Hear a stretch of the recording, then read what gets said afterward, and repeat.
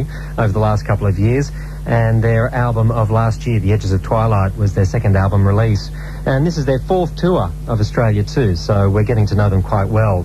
Anyway, Angela spoke to the three members and asked them what are people experiencing this time round from the Tea Party. What you'll see is we usually have done this acoustic set in the middle of our show. It's kind of been a tradition for the band.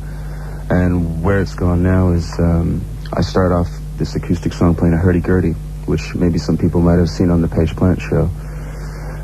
So we start off with that, and then I also play a sarod, which is an Indian stringed instrument. It's very similar to a sitar, but it's a lot more percussive, a bit more aggressive. Yeah, it's a bit slinkier. So yeah, we just try to mix it up like that, and we've gotten so comfortable with the arrangements now from The Edges of Twilight in a live situation that we're able now to incorporate more instruments than we were when we came here last. So it's quite a different show. I think people will be pleasantly surprised. We sort of wanted to come back and just like leave the audience with a definitive impression of The Edges of Twilight. So. Oh, okay. Well, before you move on to some new work? Yes. Oh, yeah. Oh, okay. Big plans. Really? Yes. Okay. I get the sense that you're heading off more in a sort of world music direction. Is that fair? It is, yeah, it's fair to say. To a certain extent. Yeah, I'd say the Middle Eastern influence, that motif is going to be a lot stronger on the next record. But also now we're experimenting with electronic music. The influences range from techno to industrial. So that there's this underground stream on the next record of electronic music bubbling under the surface. So it's going to be very interesting. In as many years, and to tell us why they keep coming back to the land of Oz is Stuart, the bass player, keyboard player, and as he says, a player of a few other knickknacks from the Tea Party. How are you, Stuart? Welcome to the 3 Hours of Power. Great. It's good to be here. It's actually our fourth time, but... Is it your fourth time? Wow. Let's just stop counting. We're going to run out of fingers pretty soon, so... Well, that's what I was about to lead off with, is Australia must seem to be your second home, almost. Yeah, well, I don't know if it's the climate conditions in comparison to Canada, or if it's the direction of the people, but we seem to love it down here, and... I think live music is still embraced very much, and we're very much a live band. So, just two things sort of, connected. So you're about halfway through the tour at this stage, aren't you? Yeah, just a little over halfway, and, it couldn't be going better. The crowds are bigger than we ever expected, and just the response, it's great coming back. When we first toured here, the record was brand new, so it's great coming back where the people are a bit more familiar with the material. With 3 sold-out shows in Sydney, plus a couple more to come, do you think next time you come out that you'll be doing some bigger venues? I wouldn't ever want to get too big. We always would like to keep it intimate, but, we'll play to, as many people, I guess, as we can. We're about reaching people. That's what we've always been about, so. Okay, there's talk of, it's not going to be too far away now that you're going to be coming back. Yeah, well, right now we're sort of switching record labels in America, and if that goes all as planned, we might have a new record out in September. And if that's the case, we're going to come back, and I think, we might be doing New Year's in Perth. It's a possibility, and if that occurs, maybe we'll be able to do some other things.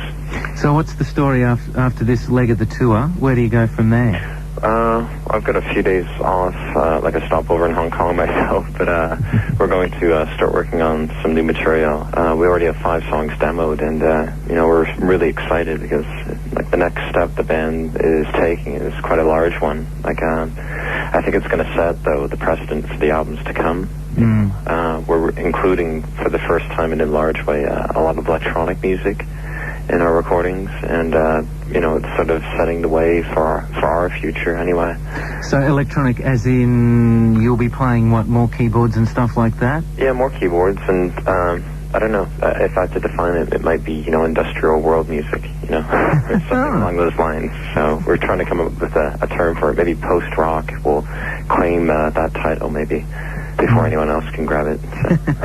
You're a 3-piece at the moment, that's right? Yeah. So any thoughts then with this change of direction of maybe adding another member or anything like that? Well, we will never, I don't think we'll ever lose sort of the Middle Eastern, influence, how it's touched our music.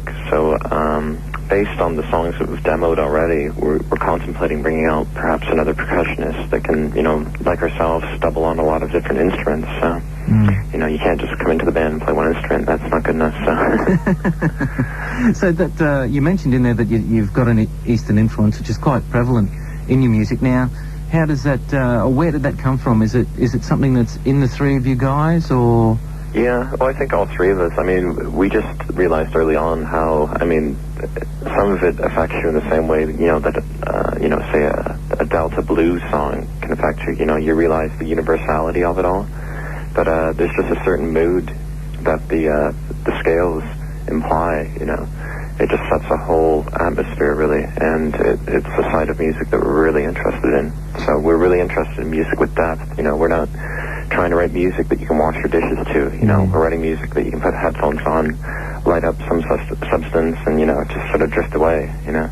There doesn't seem like there's been any other bands, apart from yourselves, that have really, I hesitate to use the word exploit, but use that style of influence probably since Led Zeppelin. Led Zeppelin, they sort of touched upon it on songs like Kashmir and, you know, like the beginning of some of their tracks.